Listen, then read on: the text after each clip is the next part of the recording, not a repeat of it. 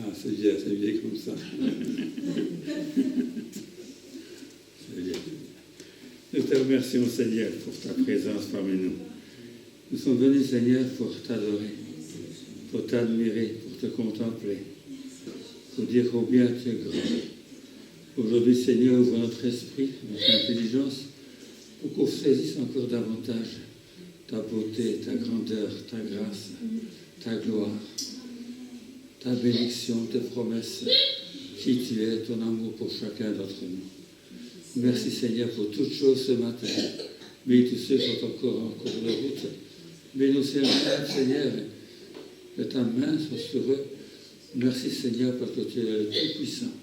Nous te remercions parce que nos corps t'appartiennent autant que nos âmes, nos pensées.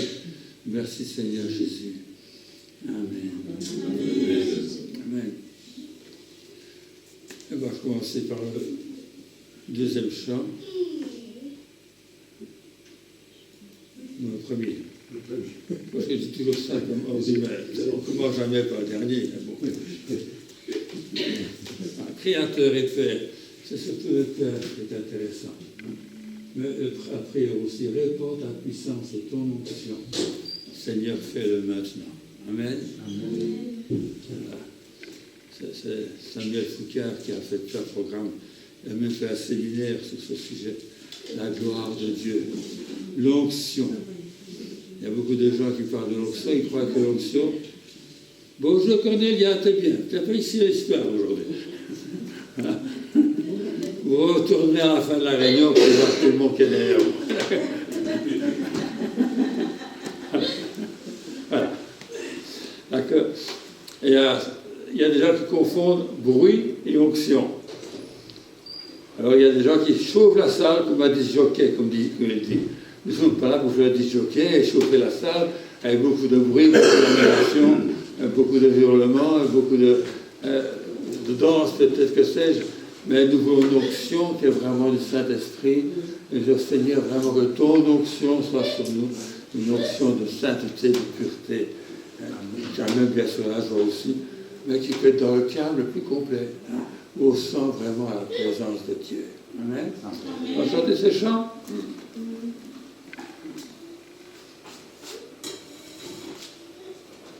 Le machin toujours. On va le pour que vous puissiez voir les paroles à la maison. Voilà.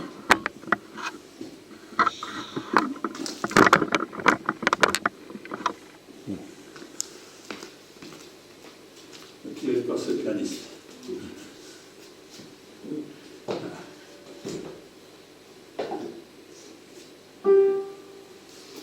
Seigneur et Père. Amen.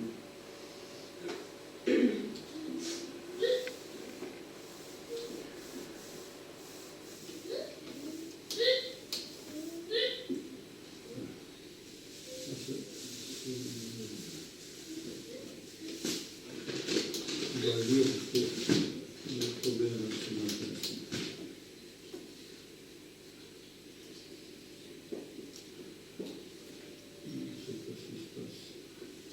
Il va bas.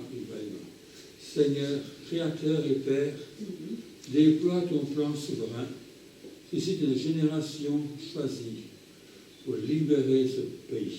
Amen. Amen. Et je crois que ce pays a besoin de libérer. Amen. La vie a besoin de libérer. Nos familles parfois ont besoin de libérer. Le continent a besoin de libérer. Le monde a besoin de libérer. Amen. Et le monde a besoin de vérité.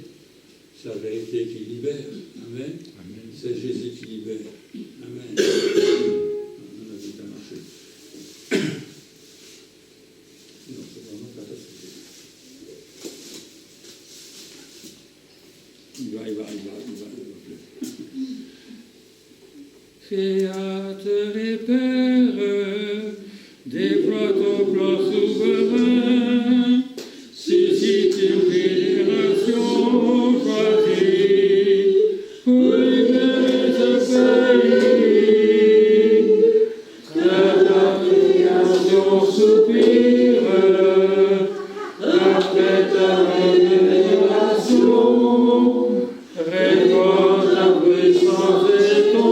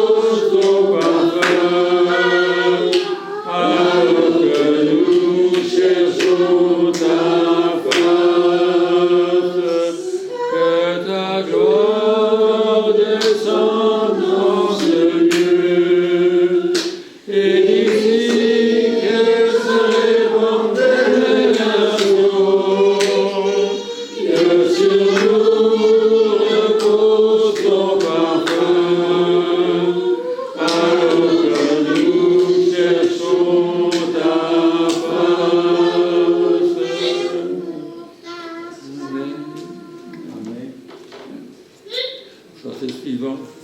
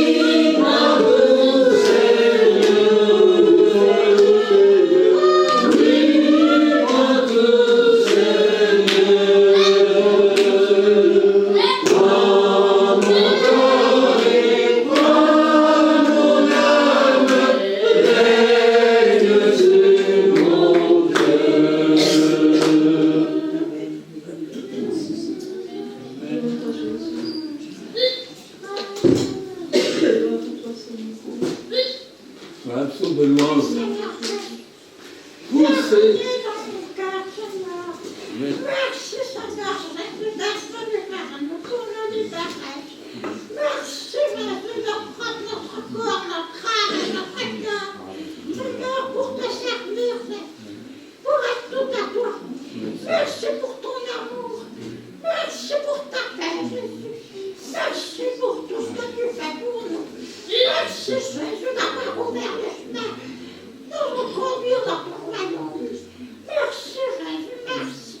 Alléluia. Que ton nom soit loué, Jésus, que ton gloire vienne, que ton règne vienne, que ta volonté soit faite, mon Dieu, sur la terre, qu'elle soit faite dans notre cœur, et dans nos crânes, et dans notre corps, Seigneur. Que nous soyons tout à toi, Seigneur. Merci, merci d'être avec nous. Merci de venir au secours de nos faiblesses. Merci de nous fortifier. Merci de nous donner les mains. Merci, mon Dieu. Merci d'être là. Surtout, Seigneur, ton amour qui nous remplit. Seigneur, cet amour qui nous inonde. Merci pour ton esprit, mon Dieu. Merci pour l'Esprit Saint qui nous éclaire, qui met ta lumière en nous et qui nous permet de donner ta lumière, Seigneur, et de pouvoir, Seigneur, apporter la lumière autour de nous. Seigneur, merci. Merci d'être ta servante, ta serviteur. Merci de pouvoir te servir, mon Dieu. Gloire à toi. Gloire à ton nom, mon Dieu. Alléluia. Gloire au Père, au Fils et au Saint-Esprit. Alléluia. Amen.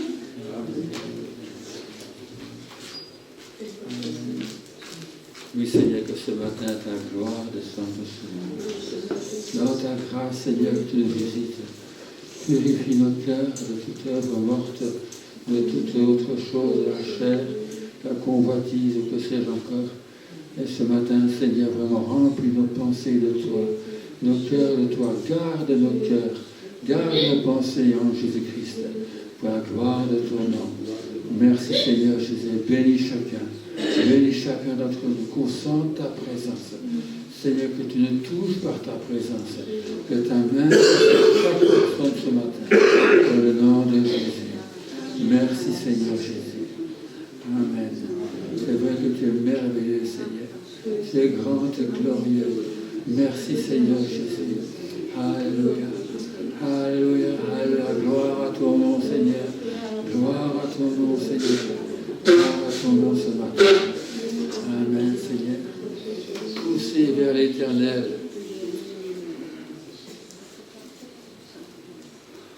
On pousse beaucoup de choses.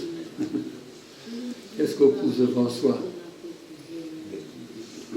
Par nos problèmes, nos difficultés qu'on veut décharger sur les épaules des autres. Mais on va pousser vers l'Éternel aujourd'hui. Amen. Pousser quelque chose qui s'extirpe de nos cœurs, qui monte vers Dieu, des louanges, de l'adoration. Amen. Pousser vers l'Éternel des cris, ce n'est pas forcément des hurlements, hein, mais ce sont des cris quand même, des cris de cœur brisés peut-être, ou de cœur émerveillés. Pousser vers l'Éternel des cris de joie, vous tous, habitants de la terre. Amen. Enfin, on aimerait bien dire, allez, poussez les cris de joie, vous habitants d'Australie et de Papouasie, mais déjà pas mal. Il faut pousser les cris de joie ce matin déjà. Amen.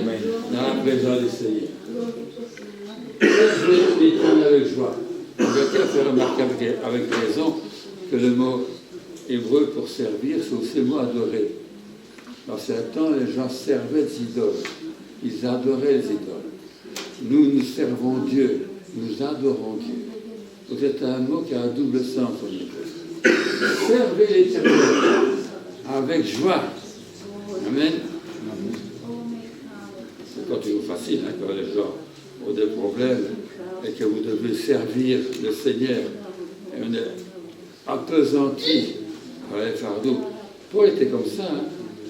Il parlait de tous les problèmes qu'il a eu et les soucis qu'il a dans toute cette église. Amen. Avec une église qui était pas mal, il y en avait beaucoup. Hein. Bon, et ces soucis, mais il disait, réjouissez-vous toujours dans le Seigneur. Amen. Et déchargez-vous de tous vos soucis. Même les soucis de l'église. Amen. Servez avec joie, venez avec allégresse. Ça veut dire quoi, allégresse? C'est pas votre modèle. Ça veut dire quoi, allégresse? Joie. Allègre. C'est pas... Vous riez, hein? Je ne suis pas très allègre. C'est sautillant, hein? Un allegro en musique. C'est quoi allegro? C'est assez rapide, c'est assez vif, c'est assez vivant, allegro. Amen. Soyez allegro. Amen. C'est allègre, rempli de joie, de spitance, d'effervescence, avec allégresse. Amen. Venez avec allégresse en sa présence. Vous êtes invités ce matin. Sachez que l'Éternel Dieu, c'est lui qui nous a fait. Amen. Il nous a fait beau. C'est une merveilleuse créature, c'est David. Amen. Alors dites ça.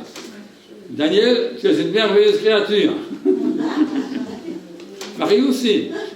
Chacun peut dire, je suis une merveilleuse créature. C'est lui qui m'a fait. Et quand Dieu fait quelque chose, il le fait bien. Amen. Amen. Ce qu'il a fait à la création, c'était bien. C'était même très bien. Lui-même l'a dit. Il s'est félicité de son travail. Amen. Amen. Alors pourquoi serez-vous déçus? Je suis une merveilleuse créature. Merci Seigneur Jésus. Merci pour tes merveilles. Nous lui appartenons. Nous sommes son peuple. Il nous a acquis par son sang précieux. Ça lui a coûté cher. Mais nous sommes son peuple. Amen. Et cette idée de peuple acquis, c'est une idée de trésor. Vous êtes un trésor pour Dieu. Amen. Sa création, son trésor. Alléluia. Nous lui appartenons. Nous sommes son peuple, le troupeau de son pâturage. Ça ne vous réjouit pas, ça, hein? Les gens n'aiment pas être traités comme un troupeau. Mais David, qui était berger, savait bien ce que c'était qu'un troupeau. Amen. Et le Seigneur, après l'avoir choisi comme berger de brebis, l'a choisi comme berger d'Israël. Amen. Et le Seigneur est notre berger. Berger de son Église. Berger de votre vie. Amen. Chaque brebis peut dire, lui, c'est mon berger. Amen. Le berger a 20 000 brebis. Chaque brebis peut dire, ça c'est mon berger. Il prend soin de moi. Amen. Jésus est mon berger. Il prend soin de moi. Alléluia. Je lui appartiens. Il me protège. Je suis un trésor pour lui. Son trésor qu'il m'a acquis au prix de son sang. Amen. Il m'a acquis. Je lui appartiens. Servez-le avec joie ce matin. Réjouissez-vous dans le Seigneur. Amen. Merci Seigneur. Amen. On va entrer dans ces portes. Amen. C'est une expression. Entrer dans les portes de l'Éternel. Là, il est question de l'Éternel. Amen. On entre dans ces portes. Nous, on pense à un bâtiment. Hein. Il y aura les parvis de Dieu, là où Dieu habite. Amen. Vous êtes entrés dans ces portes ce matin avec... C'est ça? C'est vrai? On vous a dit bonjour en entrant, à plupart. D'accord? Vous êtes rentrés et vous avez laissé derrière vous tout le reste. Vous êtes rentrés avec joie, enfin dans la maison du Seigneur, devant sa présence. Dans sa présence, il y a d'abondantes joies, des délices éternelles dans sa présence, dit Absaume. Nous sommes dans sa présence. Alléluia. De celui qui nous aime, de celui qui nous a rachetés, à qui nous appartenons. Nous sommes son trésor. Nous sommes ses perles précieuses qu'il a acquis au prix de son sang à la croix. Alléluia. Amen. Et nous sommes dans la joie ce matin. On va l'adorer avec joie. Je ne vais pas l'adorer un air, comment dirais-je, nostalgique, écrasé, mais joyeusement. Amen. Entrez dans cette porte avec des louanges, dans cette parole avec les cantiques. Célébrez. C'est tout ça, vous dites la même chose. Hein. Chantez, chantez, vous célébrez, vous chantez. Bon, hein. Vous louez, c'est toujours chanter. Dans cette parvis avec des cantiques, on va faire mieux que David. Pourquoi je dis ça? Parce que David entrait dans ses parvis. Et nous entrons dans quoi? Dans sa présence. On entre dans un lieu très saint. Les parvis, c'est l'extérieur. Même le parvis de l'église catholique qui est à côté, c'est le parking qui est devant. Mais ça ne vous demande pas de rentrer dans ce parking devant l'église, dans ce parvis.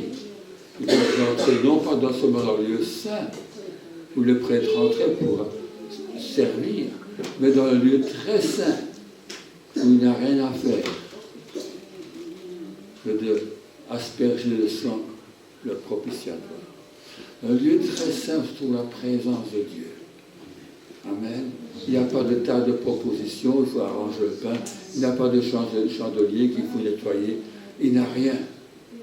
On est là dans la présence de Dieu. Amen. Entrez dans sa présence. Ne restez pas dans les parvis comme pauvre David. Amen. Qui est dans la joie d'être dans ses parvis, mais aussi encore avec une plus grande joie, avec sa joie, que vous pouviez entrer vraiment dans le lieu très saint. Amen. Pour la gloire de son nom. Entrez dans le lieu très saint avec des cantiques, célébrez-le, bénissez son nom.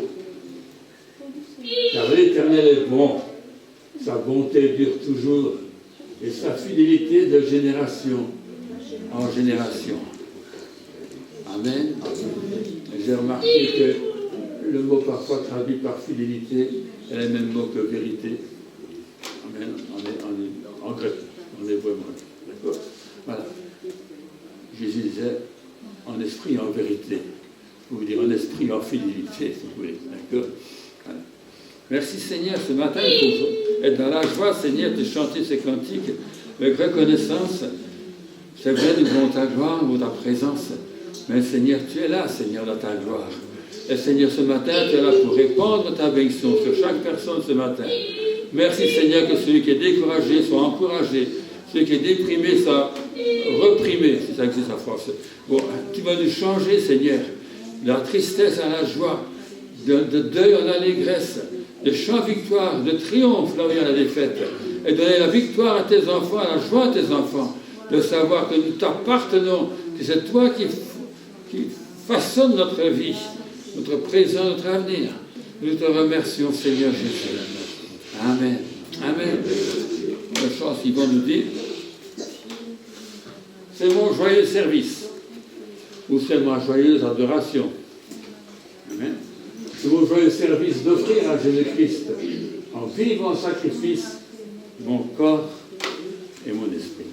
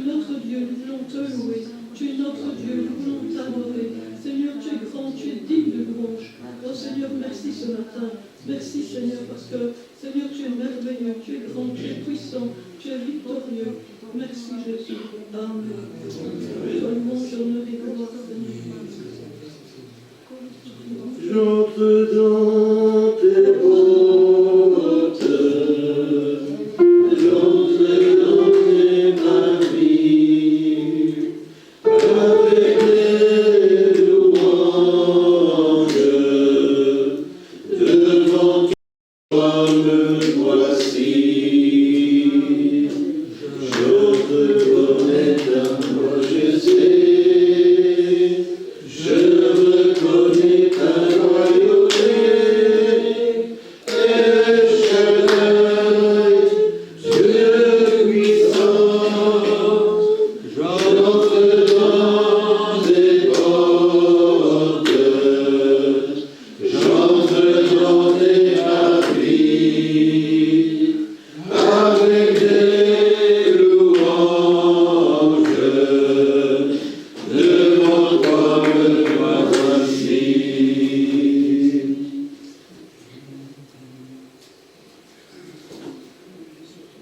Père, ici après. Ensuite, tu es merveilleux, Seigneur. Voilà, Amen. On va commencer un petit peu à réfléchir un petit peu. Jésus est merveilleux. Amen. Le prophète a dit, son nom est admirable, conseiller, Dieu puissant, Père éternel, prince à la paix. Amen. Et admirable, ça peut être traduit par merveilleux. Son nom est merveilleux. Et merveilleux, le nom de Jésus. En quoi est-ce qu'il est merveilleux pour toi ce matin? Amen. En quoi est-ce qu'il est là? Merveilleux. Tu es merveilleux, Seigneur. Amen. Ça vous arrive de dire ça parfois? Jésus, tu es merveilleux. Tu es formidable. Tu es fantastique. Jésus, tu es sensationnel. Amen. Tu es sensationnel. Amen.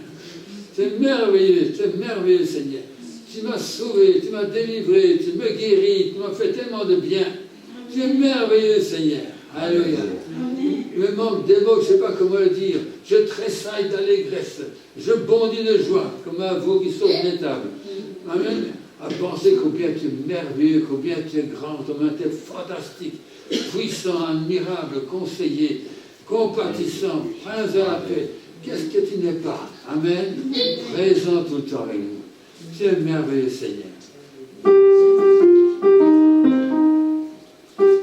va voir, ça marche. Ça ne marche pas trop. Tu es merveilleux, Seigneur.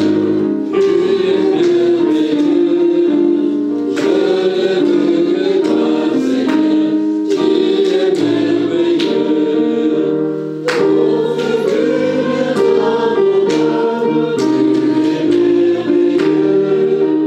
Oh, si on m'a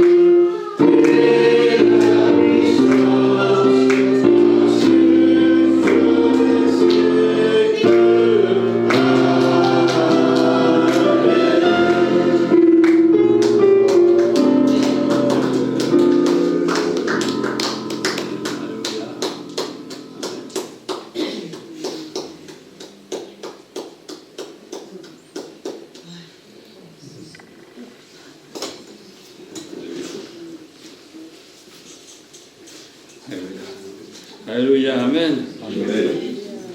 Bien, nous allons passer avec la Sainte Seine ce matin. Les enfants ont déjà gagné leur classe, non? Ils ne sont pas encore là, les enfants.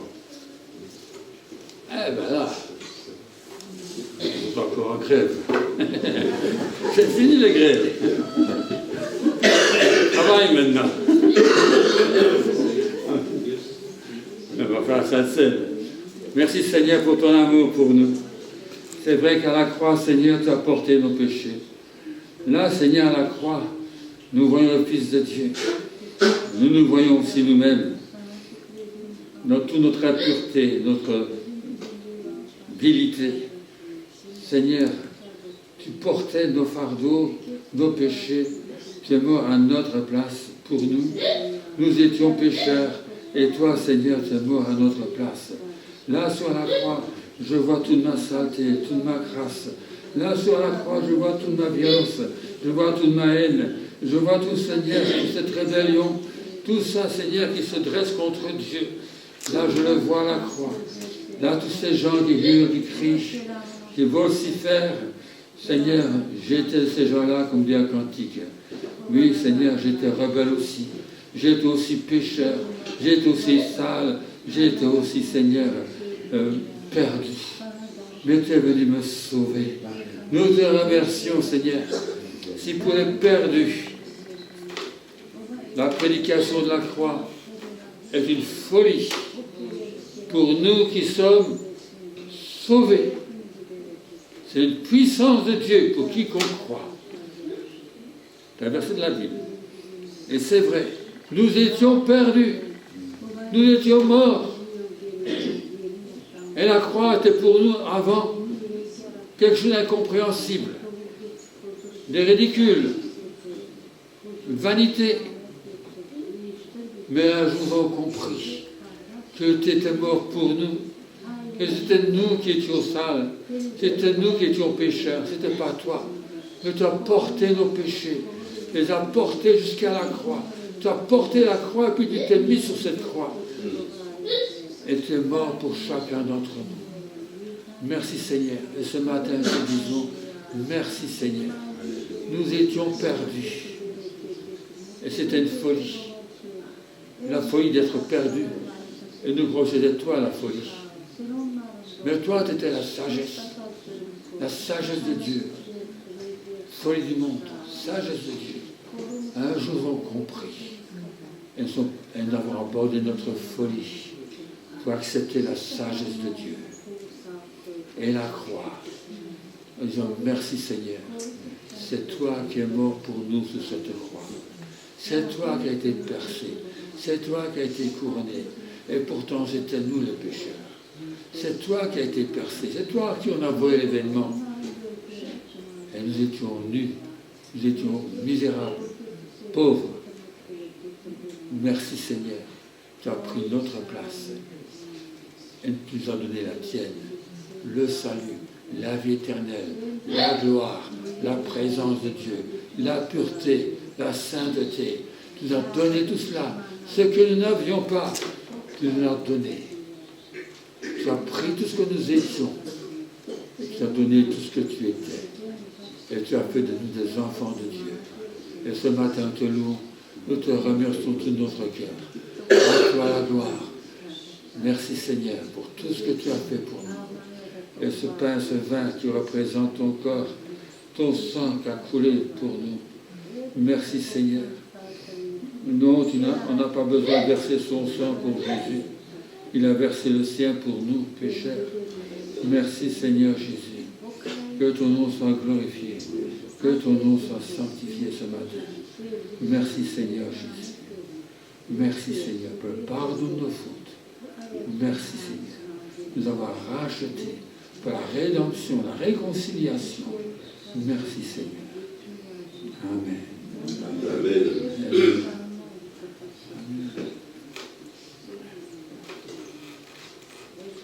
À la croix mourut mon sauveur, je suis venu briser la douleur. Là, son sang purifia mon cœur. À son nom la gloire. Amen. Amen. Amen. Est-ce qu'il y a des personnes qui voudraient bien passer parmi nous avec les emblèmes ce matin?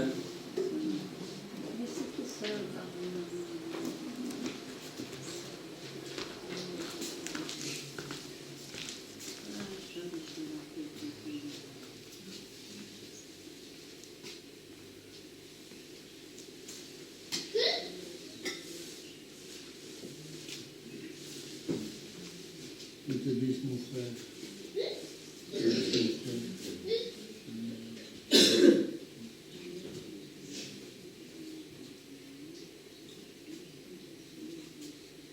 On nous dit que nous sommes en communion avec le Père. Nous sommes tous en communion avec le Seigneur. Amen.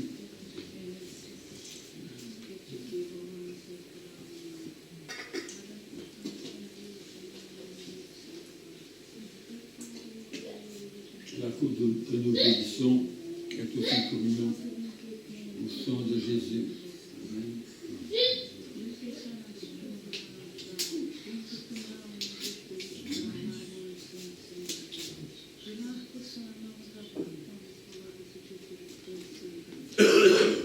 Vous trouvez cette idée dans Corinthiens 10, le chapitre avant ce qu'on lit habituellement.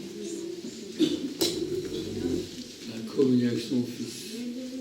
La communion avec le Père, l'une avec lui par le sang de Jésus. Alléluia. Merci Seigneur Jésus.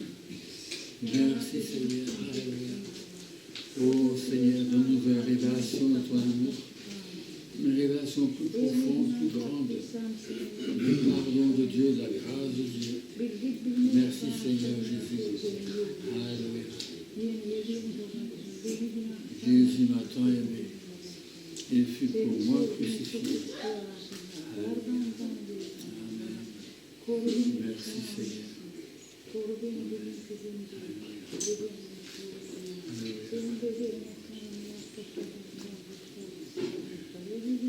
Le sang de Jésus nous purifie de tout péché. Nous purifie de tout péché. Alléluia. Merci Seigneur Jésus.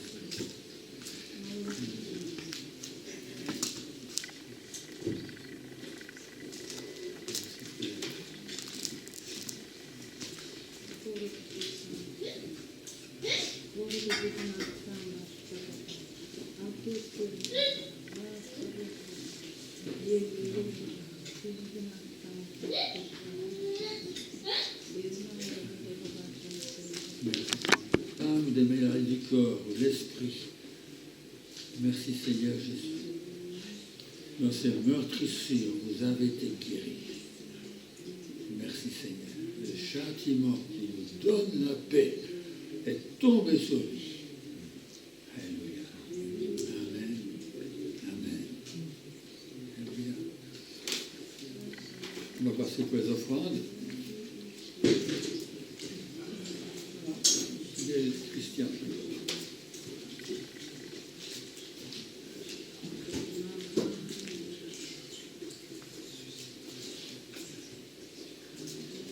On a chanté ce mot joyeux service d'offrir à Jésus-Christ. En vivant sacrifice, mon corps et mon esprit. Amen.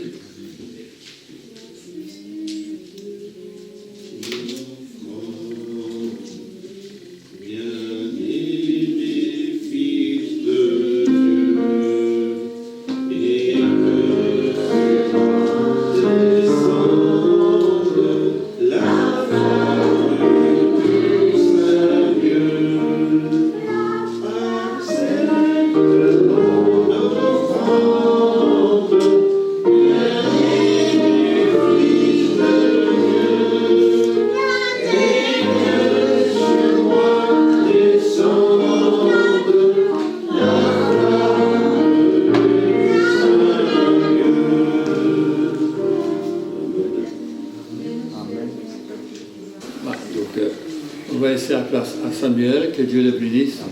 Voilà, j'espère que vous allez bien. Oui, ça va, vous allez bien. Vous voyez, hein, vous pouvez vous rapprocher, hein, sinon vous voyez, on allume chaque dimanche de l'Avent, on allume une bougie en plus, donc ça fait pas penser à l'attente. Hein,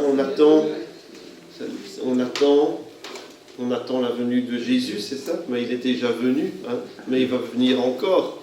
Ouais. C'est ça, oui. Oui, ça va aussi. Mais si vous pouvez vous rapprocher aussi, hein, si vous voulez, quand vous venez à l'église, vous pouvez vous asseoir plus vers l'avant. Donc aujourd'hui, on entre dans le temps de l'Avent. Alors c'est une tradition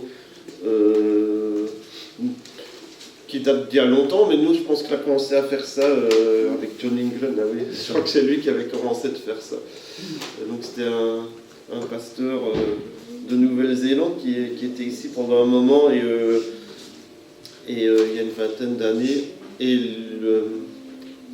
peut-être même encore plus, et c'est lui qui avait commencé de faire ça, et nous on a toujours continué. Voilà, donc c'est un temps d'attente,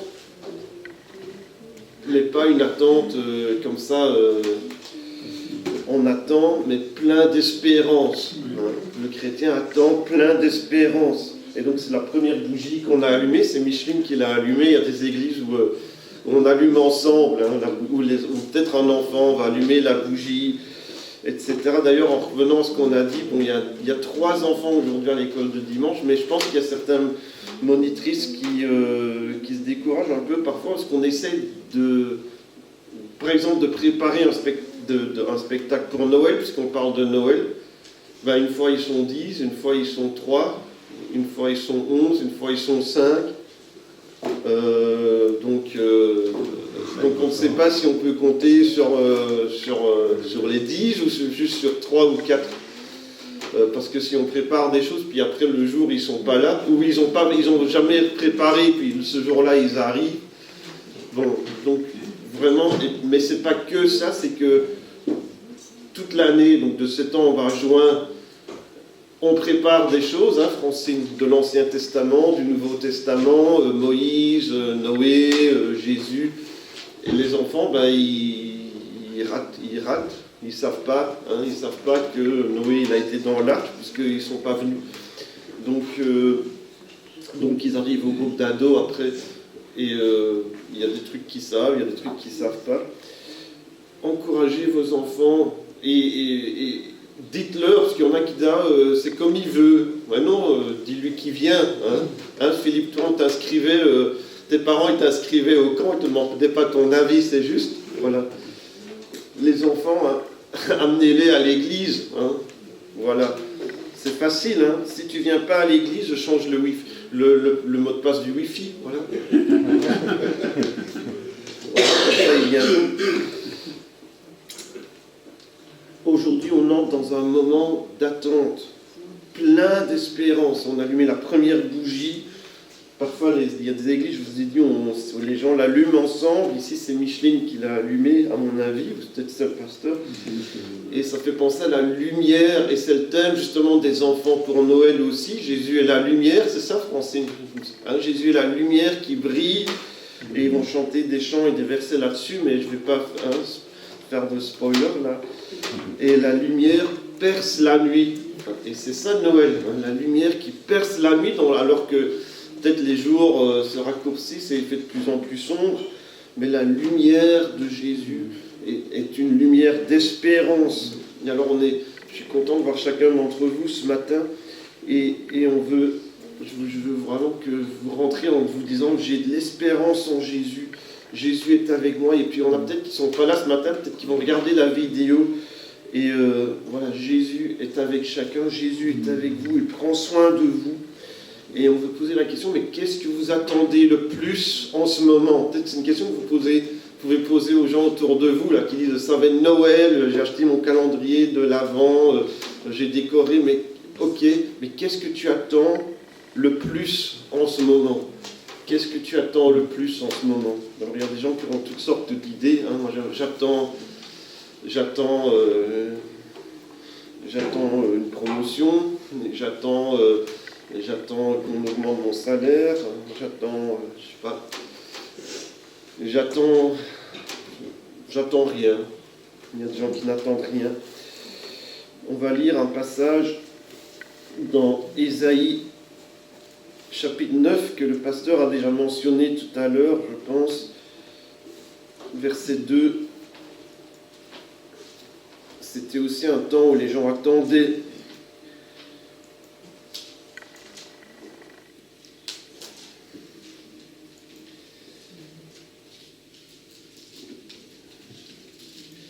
L'avènement, hein, parce qu'avant, c'est pensé à avènement, hein, la venue Ils attendaient la venue de quelqu'un, la venue du Messie, qui était promis déjà depuis la Genèse et encore dans l'Exode et encore dans plein d'autres passages et dans les prophètes, dans les psaumes. Quelqu'un allait venir, qui allait régler le problème du péché, qui allait instaurer la paix, la justice, qui allait faire que les gens le suivent, qui allait être un bon berger, etc. Bon, Ésaïe 9, le peuple qui marchait dans les ténèbres voit une grande lumière. Sur ceux qui habitaient le pays de l'ombre de la mort, une lumière resplendit. Tu rends le peuple nombreux, tu lui accordes de grandes joies. Il se réjouit devant toi comme on se réjouit à la moisson. C'est un peu passé la moisson, mais pas depuis longtemps. Il y a des églises qui fêtent ça vers le mois de septembre, octobre, et peut-être même que c'est vers Thanksgiving aussi. On remercie Dieu pour la moisson, pour les bénédictions des mois dépassés. Comme on pousse des cris d'allégresse au partage du butin. Ça fait penser aux pirates peut-être, non ? Car le jour qui pesait sur lui, le bâton qui frappait son dos, la verge de celui qui l'opprimait, tu les brises comme à la journée de Madian. Car toute chaussure qu'on porte dans la mêlée, tout vêtement guerrier roulé dans le sang seront livrés aux flammes. Donc il n'y aura plus besoin de vêtements pour faire la guerre, il n'y aura plus besoin de bâtons pour opprimer les gens, ça n'existera plus, pour être dévoré par le feu, car un enfant nous est né, un fils nous est donné. Quelle joie, quand un enfant est né. J'ai retrouvé, en rangeant un peu dans notre grenier, des vieilles cartes de quand Noah est né, quand les enfants sont nés, Joshua et Lucas. Après, les gens, ils ont un petit peu moins envoyé de cartes, je pense que c'était plus trop à la mode, mais c'est sympa quand même. Alors on retrouve, c'est un garçon, félicitations. Nous, on n'a eu que des garçons de toute façon. Mais voilà, on dirait que c'est une annonce. Un enfant nous est né, un fils nous est donné. Alors il y aura plein de joie, on va se réjouir, on va pousser des cris, comme on a dit tout à l'heure, on pousser des cris dans sa présence. Venez avec allégresse dans sa présence. Un enfant nous est né, un fils nous est donné. Quelle joie! Et la domination reposera sur son épaule. On l'appellera admirable, conseiller, Dieu puissant. Il y a des versions où c'est admirable, conseiller, comme ça va ensemble. Père éternel, prince de la paix, donné à l'empire de l'accroissement et une paix sans fin au trône de David et à son royaume. Donc c'est un enfant qui va régner, mais vraiment régner sur tout. Et c'est un enfant qui sera Dieu, on a dit Dieu puissant. L'affermir et le soutenir par le droit et par la justice dès maintenant et à toujours. Voilà ce que fera le zèle de l'Éternel des armées. Waouh, c'est pas juste la famille un tel qui a eu un enfant. C'est un enfant, vous aînés, nous tous, tout le monde, toute l'humanité. C'est un enfant aîné. Et c'est un message d'espoir aujourd'hui, même dans l'obscurité la plus profonde. Et c'est un passage que vous allez entendre beaucoup. C'est la première fois que je le lis cette année, mais je pense que dans toute la saison de Noël, vous allez entendre ce passage ou des extraits de ce passage. Même dans l'obscurité la plus profonde, Dieu promet la lumière. Le peuple est en exil, il est en captivité, où il va y aller s'il n'obéit pas à Dieu. Et pourtant, un espoir immense brille malgré tout devant eux. Donc il y a une lumière au bout du tunnel. Peut-être que tu traverses des difficultés, puis tu dis, je vois pas la lumière au bout du tunnel. J'ai l'impression que c'est un tunnel après l'autre. Ou que le tunnel tourne en rond. Mais non, il y a une lumière au bout du tunnel. Dieu promet une lumière, une grande lumière qui resplendit. C'est Jésus, un enfant nous est né. Il a dit, je suis la lumière du monde. Celui qui me suit ne marchera pas dans les ténèbres, mais il aura la lumière de la vie. Donc ce n'est pas n'importe quelle lumière, c'est la lumière de la vie. Et Isaïe écrit cela quand Israël marche dans les ténèbres. Ils sont dans une longue saison d'attente. Ils attendent un monde meilleur, quelque chose de mieux. Et des fois, on attend aussi, quand je serai grand, que j'aurai mon propre appartement, quand j'aurai un travail, quand j'aurai un mari, quand j'aurai des enfants. Quand mes enfants seront grands. Maintenant, mes enfants sont grands, alors j'attends. Et puis après, ou alors on regarde en arrière et on se dit, j'ai beaucoup attendu le prochain truc et j'ai pas beaucoup profité du moment, peut-être qu'on se dit aussi.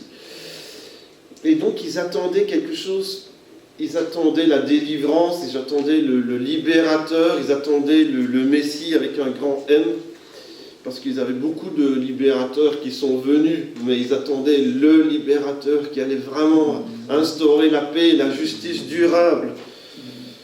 Et l'Éternel avait déjà montré qu'il était capable de le faire. Et il avait déjà donné beaucoup de raisons d'espoir, hein, comme on a lu l'autre fois. Jusqu'ici, Dieu nous a secourus. Il ne va pas arrêter. Et il va vraiment être capable de tenir ses promesses.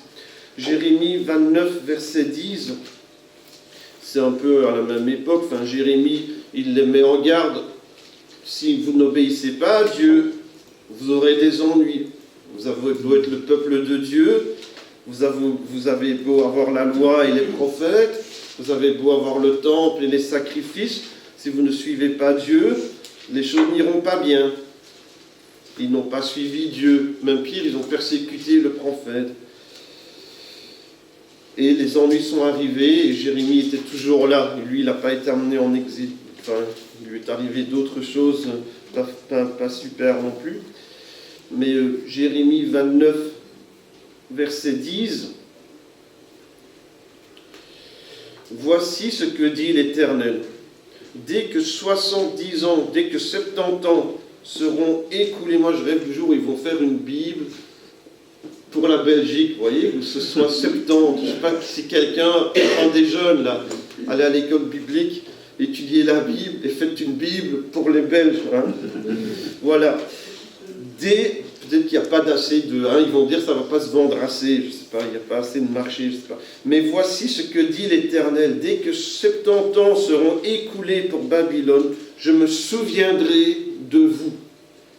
Et j'accomplirai à votre égard ma bonne parole en vous ramenant dans ce lieu, car je connais les projets que j'ai formés sur vous, dit l'Éternel, projets de paix et non de malheur, afin de vous donner un avenir et de l'espérance. Encore ce mot-là, hein, de l'espérance. Et 70 ans, hein, 70 ans, c'est long finalement, 70 ans. Hein. Mais on a l'impression qu'attendre, ça fait partie quand même de la vie du chrétien. Hein. On voit aussi qu'eux, dans ce cas-ci, ils étaient punis à cause de leurs péchés. Hein. Ils étaient le peuple de Dieu, comme je vous l'ai dit, ils avaient le sacrifice, ils avaient la loi de Moïse, ils avaient le temple, ils avaient toutes sortes de choses. Ça ne leur a pas empêché d'être exilés, hein. Ça ne les a pas protégés. Hein. Ils avaient toutes sortes d'appels à la repentance de Dieu au travers de ses prophètes, dont Moïse et d'autres, et dont Jérémie, dont Ésaïe. Et j'ai l'impression même que le fait d'être le peuple de Dieu ne les protégeait pas, que c'est plutôt l'inverse, que ça donnait encore moins d'excuses. Hein. Vous connaissez la loi, vous connaissez ce que Dieu demande, et vous ne le faites pas. Vous êtes inexcusables. C'est ce que Paul dit, ils sont inexcusables. Et 70 ans, 70 ans, peut-être 7 ans qu'il fallait pour remettre tout à zéro, mais c'est quand même longtemps, hein. C'est sérieux quand même. Ils n'ont pas suivi Dieu, ils ont désobéi à Dieu, ils n'ont pas écouté les avertissements de Dieu, et ils se retrouvent 70 ans dans un autre pays, loin de ce qu'ils pensaient être le lieu de la présence de Dieu, mais pourtant Dieu est présent là-bas aussi. Dieu parle à Babylone aussi, il parle à Daniel, il parle à d'autres. Dieu est là aussi, Dieu est partout, Dieu est Dieu en Égypte aussi, Dieu est Dieu partout.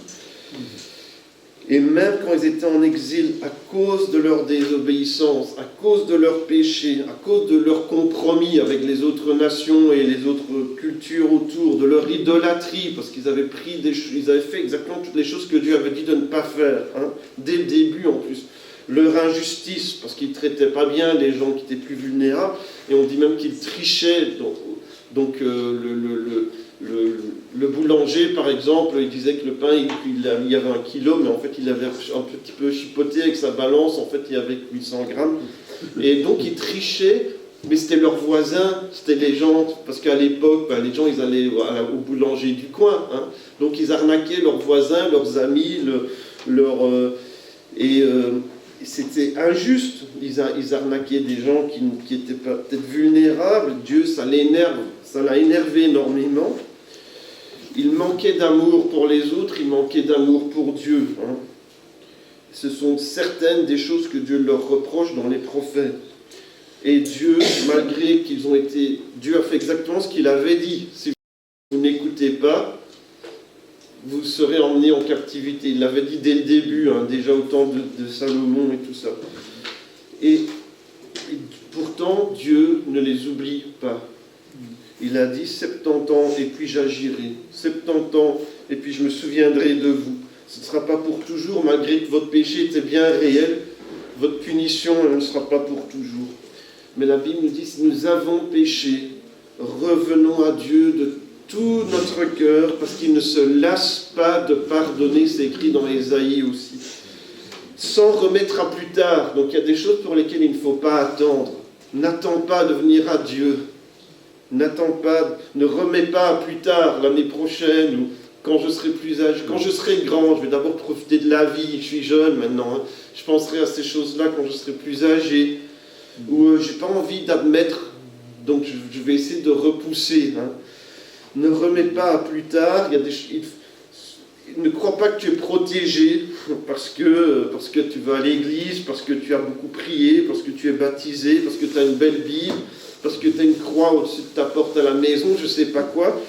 Dieu ne tolère pas le péché. Tu peux avoir la plus grosse Bible, tu peux la réciter en araméen, tu peux avoir la plus belle croix devant chez toi, tu peux avoir donné beaucoup d'argent pour l'église et pour des œuvres caritatives, tu peux être là 1 heure à l'avance à toutes les réunions et prier 8 heures par jour. Dieu ne tolère pas le péché. Aucune de ces choses ne va te protéger, te sauver. Il fait grâce à tous ceux qui s'approchent de lui avec un cœur sincère, authentique et humble. Mais tous ceux qui sont dans l'attente de délivrance n'ont pas tous péché. Hein. On attend des choses, on espère que Dieu va agir, on a prié. C'est pas parce qu'on traverse des difficultés ou des moments d'obscurité que ça veut dire qu'on a péché. Hein. Le monsieur qui était né aveugle, lui on peut dire qu'il traversait vraiment un moment d'obscurité, il était né aveugle, donc il n'avait connu que l'obscurité. Mais Jésus dit, c'est pas parce que lui ou ses parents ont péché, mais la gloire de Dieu va se manifester dans sa vie. Et puis Jésus ouvre ses yeux et dit, moi je ne sais pas qui c'est lui, mais je sais une chose, j'étais aveugle, maintenant je vois. Jésus peut transformer des vies. Et aujourd'hui, c'est pas si différent. On attend des réponses. Peut-être qu'on attend des changements, peut-être dans nos familles, ou dans la société, ou dans notre lieu de travail. Peut-être qu'on attend des guérisons. Peut-être des fois on arrête d'attendre. On se dit, de toute façon, voilà, j'ai beaucoup prié, c'est rien passé. Je vais prier pour autre chose maintenant. Et voilà, peut-être que c'est bien parfois mais sache que Dieu n'oublie pas, lui. Dieu n'a aucune de tes prières n'est oubliée de Dieu. Hein. On attend des solutions financières, on se dit, mais comment est-ce que je vais payer? Comment est-ce que je vais faire l'année prochaine si je perds mon chômage, par exemple? Ou comment je vais faire si on augmente encore les taxes ou qu'on baisse ma pension? Ou comment est-ce que je vais faire pour payer mon loyer? Comment je vais faire pour acheter quelque chose à mes enfants à Noël? Ou peut-être qu'on cherche une direction spirituelle. Qu'est-ce que Dieu me demande? Qu'est-ce que Dieu veut que je fasse? Mais je pense que dans les moments où on attend, où on cherche Dieu, c'est là que Dieu parle et travaille le plus profondément dans nos vies et dans nos cœurs. Et je vais vous donner des exemples de moments où on a dû attendre. On peut par exemple être en train d'attendre le résultat d'examen qu'on a fait à l'hôpital. Hein, parce que c'est pas toujours... Si on va super bien, on n'est pas très stressé, mais si on a l'impression que ça va pas super bien, ça peut être un moment de stress et d'inquiétude aussi. Hein. En août 2024, 2 jours avant la rentrée à l'école, on a amené Joshua à l'hôpital parce qu'il n'était pas très bien. On se disait c'est pas grave, ils vont lui donner un truc puis il va revenir à la maison plus tard, quoi. Mais ils l'ont gardé, ils ont dû l'amener à la citadelle à minuit en plus. Et mais le lundi, il avait même acheté des nouveaux habits pour aller à l'école le lundi. Mais le lundi, il avait une opération à la Citadelle pour faire une biopsie du poumon et d'autres choses aussi. Et bon, c'est un temps de stress. C'est un jour, 2 jours qui ont l'air d'être une éternité. On pense, mais on ne veut pas dire le mot qu'on pense. Hein. Et on se dit, on espère que c'est pas ça, on prie que ce soit pas ça, on prie que si jamais c'était ça, que ça disparaisse avant qu'ils aient que sur les résultats, ça dise que c'est bon. Et personne n'ose dire le mot, mais le mardi, le médecin vient nous voir avec son assistante. On voit toujours, d'ailleurs, elle est bien sympa, celle-là. Et voilà, elle nous dit, ben voilà, en fait, il a un cancer. Et en plus, ça s'est déjà métastasié, etc. Je ne vous dis pas la tête. Déjà, le mot cancer, c'est un gros mot. Maintenant, on a un peu habitué à le dire beaucoup de fois. Mais c'est un mot qu'on ne savait pas. C'était le pire truc qu'on pouvait imaginer. On peut dire ça comme ça. Voilà, on attend. Et on attend, puis on attend. Et puis on a une mauvaise nouvelle. Hein, et puis après, on ne sait pas ce qui va se passer après. Hein. Je pense qu'il est resté... La première fois, 70 jours à l'hôpital, mais on ne savait pas. Lui, il voulait juste rentrer à la maison. Et au départ, il était juste venu, parce qu'il n'était pas en forme. Voilà.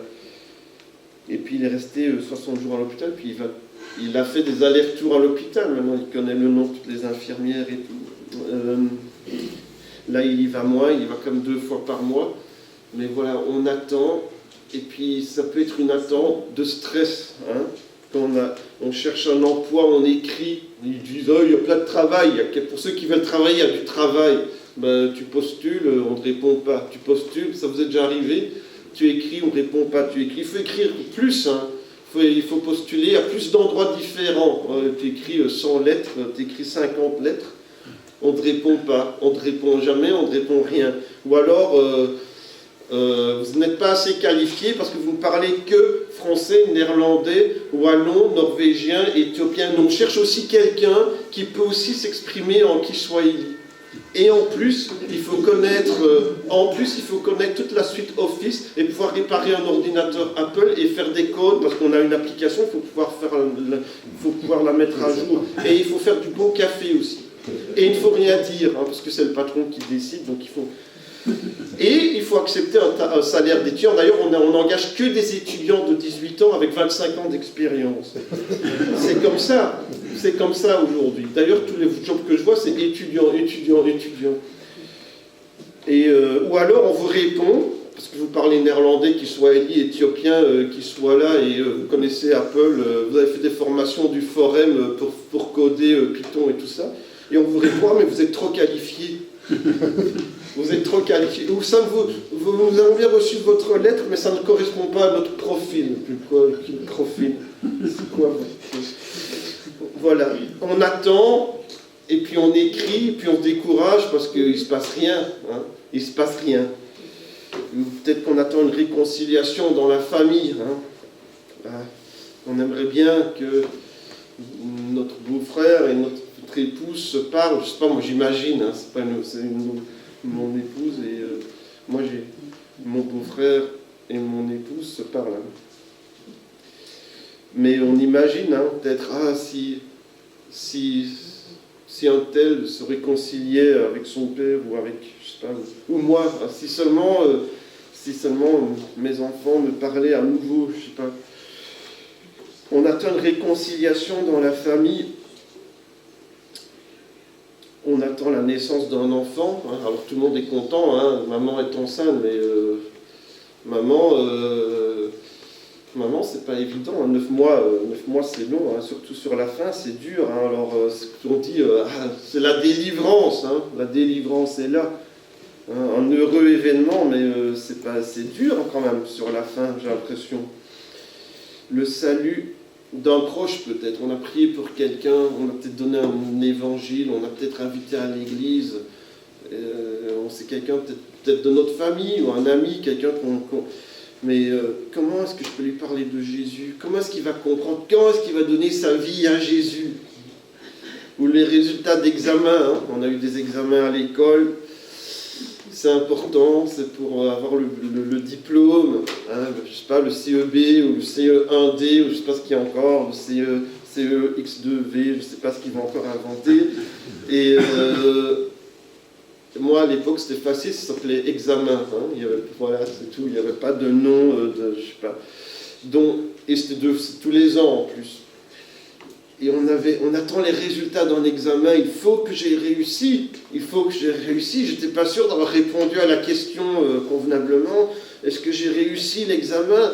Notre sœur Lily, elle a réussi son permis de conduire, merci Seigneur, hein, mais on attend, on stresse, on s'inquiète, et puis ça ouvre des opportunités, ça ouvre des portes, on dit merci Seigneur, la délivrance est là, même si après, il y a les choses qui suivent, mais voilà, c'est une grande étape de passer et on veut célébrer. Mais attendre Dieu, je me dis, c'est un peu comme planter une graine. Hein. Quand vous plantez une graine, vous avez fait votre travail, hein, peut-être que vous continuez de l'arroser, mais vous avez planté une graine, vous voyez rien tout de suite, c'est vrai. Hein. Je ne sais pas si vous avez déjà essayé, hein, vous avez mis une graine, vous n'êtes pas revenu le lendemain pour voir s'il y avait des belles tulipes. Hein. Et même le jour après, rien. Peut-être la semaine ou 2 semaines après, il y aura peut-être un petit quelque chose. Et en plus, si c'est l'hiver, on croit que tout est mort. Hein. Il n'y a rien, tout est mort. Et puis, quand le printemps vient, voilà qu'en fait, c'était pas mort du tout. Il y a des choses qui apparaissent. On ne voit rien tout de suite, mais la vie est déjà en route. Et c'est comme ça un peu qu'on attend avec Dieu.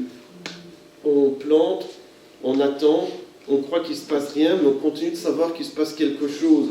Et qu'au moment que Dieu a décidé, eh bien on verra que nos efforts n'étaient pas en vain. D'ailleurs, la Bible dit que vos efforts ne sont jamais en vain dans le Seigneur. Donc voilà, peut-être que vous pensez à des choses dans votre vie où vous avez vécu et vous avez attendu et vous avez dû espérer, parce que finalement Joshua il est rentré à la maison après 70 jours, en plus elle lui avait dit plusieurs fois, elle essayait de pas, le médecin qui s'occupe de lui, essayait de ne pas lui dire quel jour il va rentrer pour ne pas qu'il soit trop content, mais il y avait une stagiaire qui a dit en fait tu vas peut-être rentrer samedi, alors il se réjouissait, mais en fait ils ont changé d'avis après. Alors il était quand même assez dégoûté ce jour-là. Et le médecin a dit oui, il ne fallait pas promettre, il ne fallait pas dire, il fallait pas dire qu'il va rentrer un tel jour. Voilà, ne pas savoir quand on va rentrer à la maison. Il a fait une danse, peut-être que je vous le montrerai, mais quand on a dit tu peux rentrer tel jour, il a fait une danse dans l'hôpital. Voilà, ne pas savoir quand on va rentrer. Et puis attendre la fin. Bon là non, on est un peu en mode, voilà, on est en mode maintenance qu'ils appellent ça, mais c'est toujours pas la fin. Hein. Il va 2 fois par mois, il a des médicaments à prendre, maintenant il est habitué, bon, ça devient un peu une routine, mais c'est quand même pas la fin. Hein. Et on ne dit pas encore qu'il est guéri ou quoi que ce soit non plus, mais on dit que ça va dans le bon sens, que ça évolue bien, qu'ils sont contents, mais voilà, Dieu agit et on doit. Au début, c'est compliqué, puis on est patient, on s'attend à lui. On se dit Dieu agit, Dieu va agir encore. Dans le trafic, hein, je ne sais pas si Lily, peut-être qu'elle va conduire sa voiture quand elle va revenir du Portugal et qu'elle va prendre sa voiture rue du Palais à 8h du matin. Peut-être qu'elle ne va pas être patiente, hein, parce qu'il y a des embouteillages, parce que les enfants ils se sont rendus compte qu'ils allaient plus vite à pied qu'en voiture à cette heure-là, en fait, pour aller à l'école. Dans le trafic, le chrétien ne s'énerve pas, vrai ou faux, hein, parce que on a la patience et on sait attendre, parce qu'on sait qu'il y a des choses plus importantes. Hein. C'est vrai, non? Et la patience, c'est aussi le fruit de l'esprit, non? C'est pas si facile en vrai. Moi je dis ça, mais je suis pas un exemple de patience nécessairement. Mais ça s'apprend par les circonstances. D'ailleurs, peut-être que Dieu fait traverser des circonstances pour qu'on apprenne la patience. Comme Jésus, il a appris l'obéissance par les choses qu'il a souffertes, peut-être que la patience aussi. C'est un état d'esprit où on se dit, les choses de Dieu, c'est ça qui est important. Hein. Le royaume de Dieu, c'est ça qui est important. Et puis voilà, je suis ici, je suis coincé dans le trafic, je vais un peu prier, je vais penser à Jésus. Le plus important, si mon patron n'est pas content, voilà, je fais de mon mieux et un jour Jésus revient. Voilà. Et j'avais un ami, il s'appelle Mike Osmond, il est en Afrique du Sud. Non, il est sud-africain, mais il est pasteur dans l'ouest de l'Angleterre, je crois maintenant, vers le pays de Galles. Mais il disait toujours Seigneur, reviens bientôt. Voilà, les promesses de Dieu donnent la vraie espérance. Les promesses de Dieu, on peut vraiment s'y accrocher. C'est un vrai espoir. Dieu ne vous donne pas de faux espoirs, hein, comme parfois peut-être vous avez l'impression que le médecin peut donner de faux espoirs, mais ils essayent de ne pas le faire, hein, comme la dame qui avait dit tu vas rentrer à la maison, mais c'était un faux espoir, il ne pouvait pas encore rentrer, il a pu rentrer bientôt, hein, une semaine ou deux après je pense. Dieu ne donne pas de faux espoirs. Dieu ne dit pas des choses juste pour te faire plaisir, puis en fait c'est pas exactement comme ça là, au final. Les promesses de Dieu, tu peux t'y accrocher. Et il écrit dans Romains, chapitre 15, et versets 12 et 13, que je vais lire en vitesse, voilà, je ne sais pas pourquoi je dis en vitesse, en fait, que je vais lire normalement. Romains 15, 12. Il sortira d'Ésaïe un rejeton.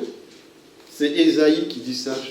Je trouve ça amusant, mais Ésaïe dit, il sortira d'Ésaïe un rejeton, mais c'est pas lui, hein, c'est Isaïe, c'est le papa de David, hein, du roi David, mais c'est le même nom, c'est écrit différent en français, mais à mon avis, en hébreu, c'est la même chose. Ésaïe dit aussi, il sortira d'Ésaïe un rejeton qui se lèvera pour régner sur les nations. Les nations espéreront en lui. Donc, toutes les nations, donc on a dit tout à l'heure que la terre entière célèbre Dieu, hein, parce qu'il n'est pas juste le Dieu des Européens ou je sais pas. D'ailleurs, l'évangile n'a pas commencé en Europe, hein, il a commencé au Moyen-Orient. Les nations espéreront en lui, que le Dieu de l'espérance vous remplisse de toute joie et de toute paix dans la foi, pour que vous abondiez en espérance, encore ce mot-là, par la puissance du Saint-Esprit. Donc les nations espéreront en lui, que le Dieu de l'espérance vous remplisse de toute joie, que vous abondiez en espérance par la puissance du Saint-Esprit. Il y tient, hein, Paul, à l'espérance. C'est sa prière, que les nations espérant en lui, que le Dieu de l'espérance vous remplisse de toute joie et de toute paix. Donc vous soyez vraiment complètement dans la joie et complètement dans la paix, on peut dire, ou alors que vous soyez remplis vraiment une paix complète, une paix, vraiment une joie entière. Dans la foi, parce que vous accrochez à Dieu, vous continuez de croire en Dieu, vous continuez de tourner les yeux vers Dieu, même quand c'est difficile, vous dites, je ne comprends pas Dieu, mais je tiens ta main très fort. Hein. Même si vous accrochez parfois qu'à un fil, j'ai envie de dire, mais il y a peut-être un verset qui fait que vous continuez de vous accrocher à Dieu, mais parfois tout va bien aussi. Hein. Et dans la foi, vous gardez la foi, vous continuez de croire en Dieu, vous continuez de savoir qu'il est capable, vous continuez de louer Dieu, vous continuez de prier, de louer l'Éternel, pour que vous abondiez en espérance, que vous soyez remplis de toute joie, que vous soyez remplis de toute paix, dans la foi, et que vous abondiez en espérance, donc c'est encore remplir, hein, abonder, que vous soyez plein d'espérance, et c'est une œuvre du Saint-Esprit, par la puissance, et c'est une œuvre qui demande de la puissance. Donc avoir de l'espérance, c'est pas juste attendre béatement, c'est une œuvre de puissance du Saint-Esprit dans ta vie qui va faire que tu as de l'espérance en Dieu, et humainement, tu ne saurais pas. Tu ne saurais pas traverser certaines choses et dire « Ah, moi j'ai de l'espérance ». Non, c'est le Saint-Esprit fait une œuvre puissante dans ta vie pour que malgré tout, tu sois dans la joie, dans la paix et dans l'espérance. Et c'est ce que je souhaite pour vous. L'espérance chrétienne repose sur Dieu malgré et en dépit des circonstances. Et ça ne veut pas dire qu'il n'arrivera que des bonnes choses ou qu'il n'arrivera des mauvaises choses, et qu'il ne vous arrivera pas de mauvaises choses. Je suis un peu sceptique, je pense qu'il arrivera des mauvaises choses à tout le monde. Mais ce n'est pas, la Bible ne dit pas, et quand on lit ce passage dans Paul, et qu'on lit la Bible en général, et qu'il parle d'espérance, de s'accrocher à Dieu, de la foi, ce n'est pas juste « j'espère que ça ira mieux ». J'espère que ça ira mieux. J'espère que ça ira mieux. Je souhaite que ça ira mieux. Je te souhaite. Bientôt, on va souhaiter une bonne année et tout ça. C'est pas juste que j'espère que ça ira mieux. J'espère que ça va aller. Même si c'est réconfortant quand quelqu'un vous dit voilà, j'espère que ça va aller. Mais ici, j'ai l'impression que Paul dit je sais que Dieu tient ses promesses. Je sais que Dieu tient ses promesses. Je suis certain, j'en suis convaincu. Dieu tient ses promesses. Et c'est une confiance, une espérance ferme. Ce n'est pas juste un espoir ou un souhait. Je sais que Dieu tient ses promesses. Et ce qu'il a dit, il le fera. Et ce qu'il a fait, il pourra le faire encore. Et de toute façon, à la fin, je serai avec Jésus.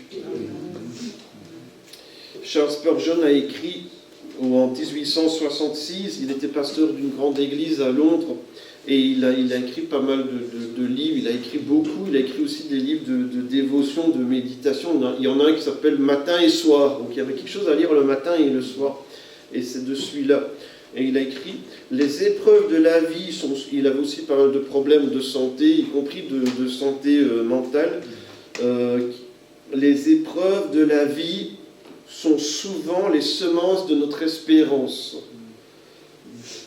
Dieu utilise la douleur pour nous apprendre à regarder vers lui avec une foi plus profonde. Il savait de quoi il parlait. C'est quelqu'un qui souffrait parfois de dépression et d'autres choses, et il ne le cachait pas. Et d'ailleurs, c'est comme il dit, ça rendait sa foi encore plus profonde. Il était obligé de s'accrocher à Dieu, de dépendre de Dieu.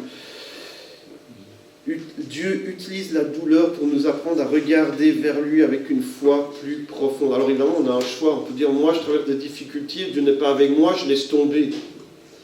Ou on peut dire, je traverse des difficultés, je vais m'accrocher à Dieu encore plus. C'est peut-être là qu'on voit celui qui est vraiment chrétien de celui qui n'est pas. Peut-être que c'est là que Dieu fait le tri. Celui qui va s'accrocher à Dieu, même quand Dieu lui enlève tout, comme Job. Le Dieu de l'espérance. Il y a différentes choses que des gens ont traversées, et on a traversé aussi en tant que pays, en tant que nation, en tant que personne. On pense à la pandémie, les gens avaient très peur. Il y a des gens qui revenaient à l'église qu'on n'avait pas vu depuis longtemps. Et puis quand on a dit ça va maintenant, on ne les a plus vus. Donc ça, c'était pas vraiment la repentance. Et beaucoup de gens disent, il faut se repentir, regardez, il se passe des choses, il faut vraiment être sérieux avec Dieu. Et puis quand on a dit, les restaurants sont à nouveau ouverts, on n'a plus vu les gens à l'église. Les choses ont une fin, Dieu a agi. La crise financière, les conflits familiaux, on peut être découragé aussi. On peut traverser des moments de dépression aussi, ou avoir des choses, des maladies qui sont compliquées. Du stress au travail, c'est pas toujours facile, avec les collègues ou avec peut-être le patron, les exigences, les attentes, les profs. Et on peut y voir l'action de Dieu quand même. Dieu est là quand même, Dieu n'est pas absent, Dieu est présent, Dieu agit. Même quand je ne le vois pas, il agit, et même quand je ne le sens pas, il agit, il agira encore. C'est comme un phare dans la tempête, quand il y a une forte tempête, et puis il y a les phares vous voyez, il y a les phares à la mer qui dirigent les bateaux, mais ça se voit de très loin. Seulement quand il y a des fortes tempêtes, parfois les vagues, et la nuit, la pluie et tout, peut faire qu'on ne voit plus le phare. En tout cas, les gens qui sont dans le bateau, le capitaine, il le voit toujours. Mais les promesses de Dieu, le phare, il est toujours là. Les promesses de Dieu ne bougent pas, même s'il y a des grandes vagues, même si on est dans le creux de la vague, même si le bateau monte et descend. Garde tes yeux fixés sur le phare, parce que le phare, il ne bouge pas. Parce que les promesses de Dieu, elles ne bougent pas. Parce que ce que Dieu a dit, ça ne change pas. Ça reste le même. Il va t'amener au bon endroit. Et Dieu agit, Dieu va agir encore. Et je suis sûr que beaucoup ici ont des témoignages de comment Dieu agit. Pas même des grandes choses, mais des petites choses aussi. Des petites choses aussi. Dieu prend soin de nous. Dieu prend soin de chacun d'entre nous. Dieu a agi pour Joshua, parce que je parlais de lui. C'est le jour et la nuit par rapport à il y a un an d'ici. Il va vraiment beaucoup mieux. Parfois, il est fatigué, puis il n'aime pas beaucoup quand il y a beaucoup de bruit, puis il a mal la tête, c'est pour ça qu'il part. Mais il va beaucoup mieux qu'il y a un an d'ici, c'est incomparable. Et on ne pensait pas qu'il allait aller aussi bien, aussi vite. Mais je pense que c'est Dieu qui agit. Vous avez prié, beaucoup de gens ont prié. Et Dieu continue d'agir par la prière des chrétiens. Et il va à l'école depuis le mois de septembre. On se disait qu'il allait parfois rater des jours. Mais en septembre, il en a raté quelques-uns. Mais depuis, en octobre, je crois qu'il a raté 2 jours. Et en septembre, en novembre, 1 demi-jour seulement. Donc il va à l'école tous les jours. Il a un super bulletin, comme s'il avait... Parce qu'il n'a pas été un jour en première année. Et il a un super bulletin, il n'a aucun échec. Mais c'est Dieu qui agit, c'est pas possible autrement. Et on croit qu'il va continuer d'agir. Et c'est la même chose pour chacun. On n'est pas des super chrétiens, on n'était pas... on ne se sent pas bien. D'ailleurs, vous m'avez moins vu au début de l'année dernière. On ne se sent pas bien quand c'est comme ça. On a besoin des autres. Et nous, on a eu besoin de vous. C'est pour ça qu'on partage et on dit priez, parce qu'on a besoin de savoir que les autres prient. Mais vous, c'est pareil. Partagez, priez. Dieu agit. Et l'espérance qu'on a en Dieu transforme les vies encore aujourd'hui. On va lire un passage dans Ésaïe, on retourne vers lui. J'aime bien Ésaïe, je vous encourage à lire le livre d'Ésaïe d'ailleurs. Il y a plein de perles précieuses dans ce livre, de choses si vous soulignez dans vos Bibles, il y a plein de choses. Et si vous aimez de creuser un peu, il y a beaucoup de choses dans ce livre d'Ésaïe. On va lire dans Ésaïe 61, verset 1. C'est un verset que Jésus a cité lui-même et qu'il a dit, en fait, ça parle de moi. Comme ça, quand on dit que voilà, Jésus lui-même a lu Ésaïe, il a dit, en fait, la parole de Dieu s'accomplit aujourd'hui. L'Esprit du Seigneur, l'Éternel est sur moi. Car l'Éternel m'a oint pour porter de bonnes nouvelles aux malheureux. Il m'a envoyé pour guérir ceux qui ont le cœur brisé. J'aime bien parce que ce n'est pas juste guérir les malades, mais guérir les cœurs aussi, les âmes, les esprits, les pensées. Il m'a envoyé pour guérir ceux qui ont les maladies, les choses qu'on ne voit pas peut-être aussi. Et les gens, ils ont l'air bien, mais dans le fond, Dieu, il voit le fond. Il m'a envoyé pour guérir ceux qui ont le cœur brisé, pour proclamer aux captifs la liberté. Encore une fois, les gens, ils ont peut-être l'air d'être en liberté, mais Dieu, il voit le fond. Et il veut proclamer la liberté. Et aux prisonniers la délivrance, pour publier une année de grâce de l'Éternel, un jour de vengeance de notre Dieu. J'aime bien parce que la grâce dure 365 fois plus longtemps que la vengeance, on dirait. Un jour de vengeance, une année de grâce. Donc Dieu n'aime pas le péché, mais sa grâce va bien au-delà que son désir de punir pour consoler tous les affligés. Pour accorder aux affligés de Sion, donc c'est la ville de David, pour leur donner un diadème au lieu de la cendre, une huile de joie au lieu du deuil, un vêtement de louange au lieu d'un esprit abattu. On a dit, voilà, j'entre dans tes portes avec des louanges, mais peut-être que des gens, bien, ils étaient abattus. Et Dieu ne te blâme pas, Dieu ne t'accuse pas ce matin, mais Dieu te dit, écoute, tu vois ton esprit abattu, je veux te donner des vêtements de louange à la place. afin qu'on les appelle. C'est une œuvre que Dieu va faire dans ta vie, ce n'est pas une œuvre que tu peux faire toi-même. Mais Dieu te dit, voilà, tu es abattu, mon frère, ma soeur, mais je vais te donner un vêtement de louange. Je vais faire que tu puisses me louer, que tu aies des raisons de me louer. Afin qu'on les appelle des térébintes de la justice et des grands arbres qui montent très haut, une plantation de l'Éternel pour servir à sa gloire. L'espérance de Dieu entre dans une vie et ça change quelque chose. Quand l'espérance de Dieu entre dans une vie, ça change quelque chose. Ce n'est pas juste pour l'avenir. On sait qu'on va aller au ciel. Si on a cru en Jésus, on est sauvé. Il y a des promesses dans ce sens que Dieu est avec nous. On a lu des projets de paix, non des malheurs. Mais maintenant, ceux qui croient en Jésus, quand l'espérance de Dieu rentre dans la vie de quelqu'un, ça change quelque chose maintenant. Il écrit dans le psaume 34, verset 6, « Quand on tourne les regards vers lui », donc on a les regards ailleurs. Il écrit aussi dans Ésaïe, d'ailleurs, ne promène pas des regards inquiets, regardant autour de toi et en t'inquiétant, en voyant tes factures, en voyant ton diagnostic, en voyant les examens que tu dois faire et les travaux que tu dois rendre et les demandes de ton patron ou ce que tu dois encore acheter pour tes enfants et je ne sais pas quoi. On peut regarder tout autour de soi et les papiers dont tu as besoin.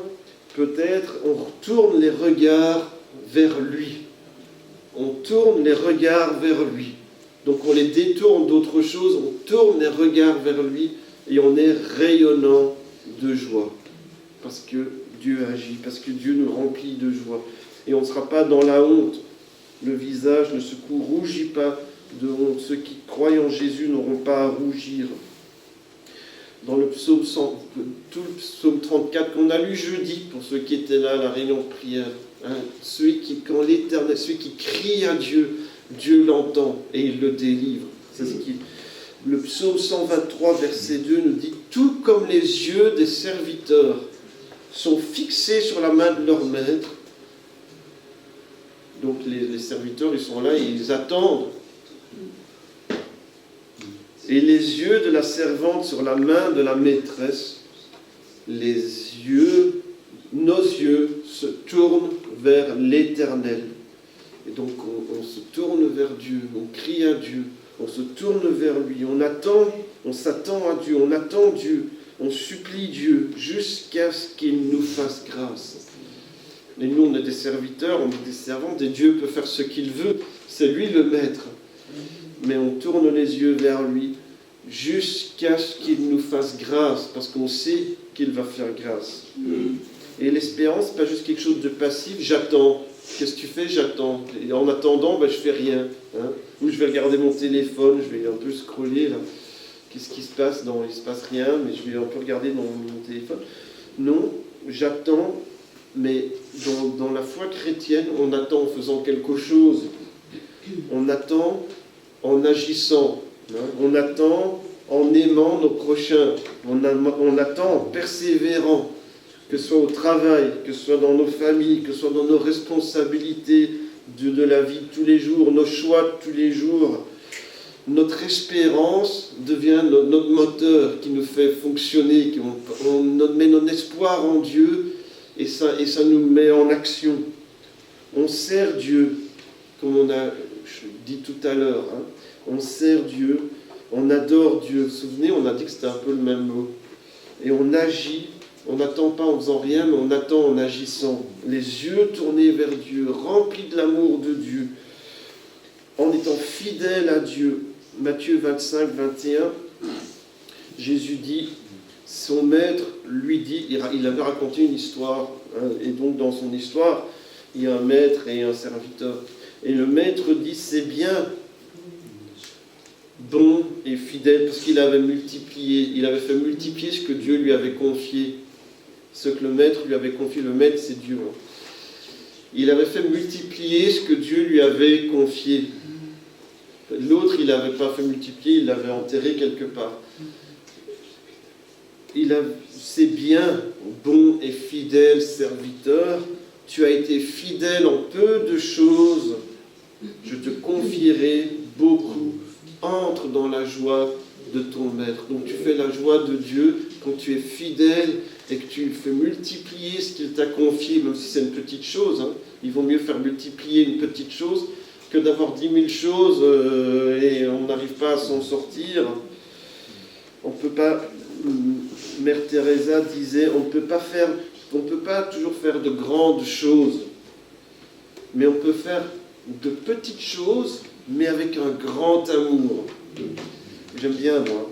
Ne cherchez pas nécessairement à faire des grandes choses, mais faites toutes les petites choses que vous pouvez faire, mais avec un grand amour, comme pour le Seigneur, dit Paul, et non pour les hommes. Et alors, on a plein d'idées. Il y a plein d'idées de choses que l'on peut faire. On n'attend pas en ne faisant rien. Vous vous souvenez, on a dit l'autre fois que Dieu avait des œuvres prévues d'avance pour que nous les pratiquions. C'est par la grâce que nous sommes sauvés au moyen de la foi. Cela ne vient pas de vous, c'est un don de Dieu, afin que personne ne se glorifie. Et il a des œuvres qu'il a préparées d'avance. Nous sommes son ouvrage, c'est important, en Jésus-Christ. Et il y a des œuvres que Dieu a préparées d'avance pour que nous les pratiquions.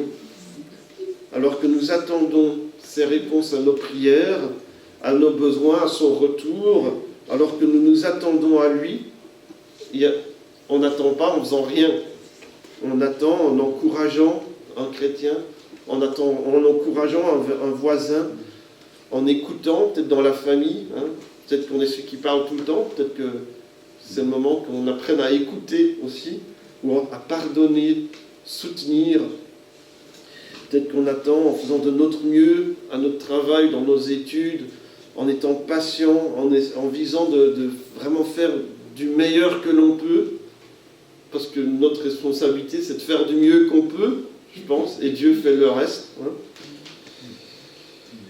On peut aider un voisin, on peut s'impliquer dans l'église, on peut s'engager, on peut même venir avec des initiatives, des idées. Il y a plein de besoins à Verviers. Hein.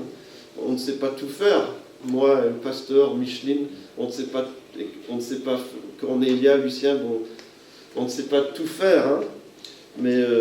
Et on ne pense pas à tout non plus. Et on n'a pas les capacités de tout. Hein. On ne va pas faire le malin et dire moi je suis assistant social, infirmier, plombier, psychologue. Non, je n'ai pas les qualités, je ne sais pas faire tout ça.